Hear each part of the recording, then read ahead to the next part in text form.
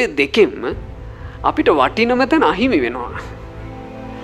අතීත ගැන හැරි හැරි බල බල දඟල ඉන්නකොට වටිනම තැන අපිට අහිමි වෙනවා. අනාගතය ගැන විතරක් ඔළුව පුරවන් හිටියොත් එහෙම වටිනම තැන අපිට අහිමි වෙනවා. දැන් ඔයාලට තේරෙනවා වටිනම තැන මොකක්ද කියලා.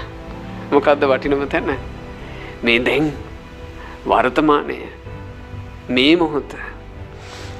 මේ මොහොත ගැන භාග්‍යතුන් වහන්සේ වදාලා මෙහෙම. දංහි කරෝතු පුඤ්ඤං. දැන් පින් කරගන්න.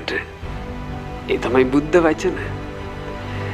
බුදු කෙනෙක් දැන් කළ යුතු දේ ගැන ආමන්ත්‍රණය කරනකොට ඒ වචනවල තිබ්බා දංහි කරෝතු පුඤ්ඤං. දැන් පින් කරගන්න. දැන් අපි පින් කරනවා නම් අපි දැන් කරන පින අපේ ජීවිතයට රැකවරණේ හදනවා.